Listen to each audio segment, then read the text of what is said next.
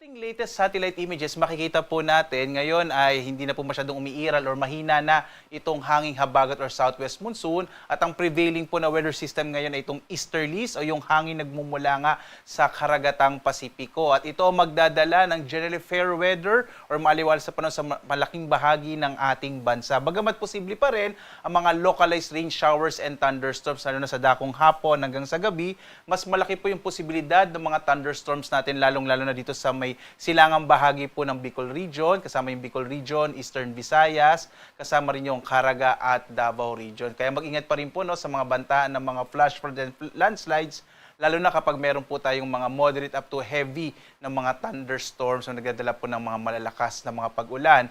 Para naman po sa mga kababayan natin na may mga activities po ngayong araw ng kalayaan, inaasahan po natin ngayong umaga, medyo maliit pa yung posibilidad ng mga pag-ulan habang tumataas naman ang posibilidad ng mga pag-ulan sa hapon hanggang sa gabi. Sa ngayon nga po, wala tayong minomonitor na anumang low pressure area sa loob at labas ng Philippine Area of Responsibility.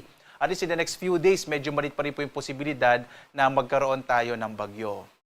At dito nga sa Luzon, inaasahan natin ang malaking bahagi ng Luzon ay makararanas ng generally fair weather. Malaki pa rin yung posibilidad ng mga localized rain showers and thunderstorms sa dakong hapon hanggang sa gabi, habang sa umaga hanggang sa tanghali medyo mainit na panahon po yung mararanasan. Dito nga sa Lawag, agwat ang temperatura natin nasa 26 to 33 degrees Celsius, sa Baguio naman 17 to 24 degrees Celsius, sa Tuguegarao ay mula 26 to 37 degrees Celsius, habang dito sa Metro Manila nasa 26 to 34 degrees Celsius, sa Tagaytay 24 to 33 degrees Celsius, habang sa Legazpi nasa 26 to 34 degrees Celsius.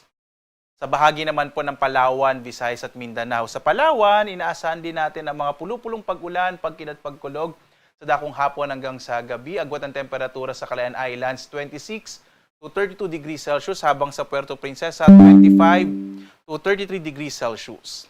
Sa bahagi naman po ng Visayas, bahagyang maulap hanggang sa maulap na kalangitan na pulupulong mga pag-ulan, pagkinat, pagkulog din ang mararanasan. Agwat ang temperatura sa Iloilo 25 to 32 degrees Celsius. Sa Cebu naman 26 to 32 degrees Celsius, habang sa Tacloban 26 to 32 degrees Celsius.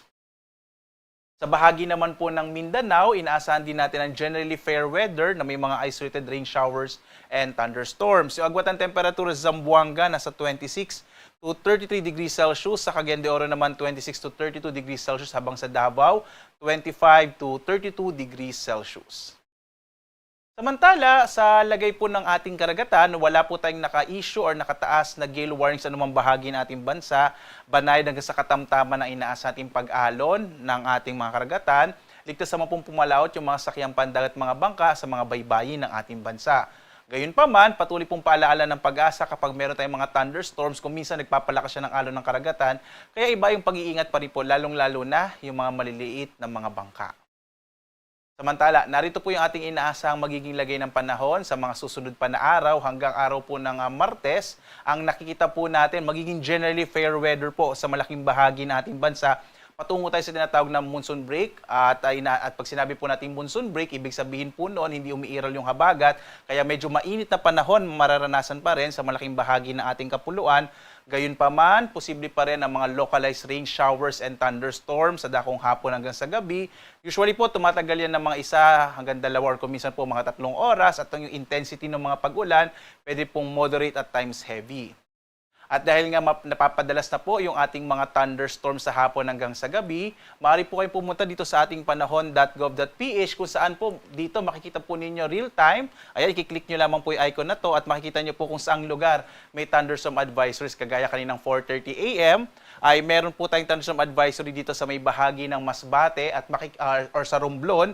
At dito po sa Masbate, makikita nyo po yung mga lugar kung saan meron po tayong mga thunderstorm advisory. So yan po sa may area ng Masbate. So makikita po ninyo using this ating websites ay real-time nakamapa po yung ating mga warning sa buong bansa.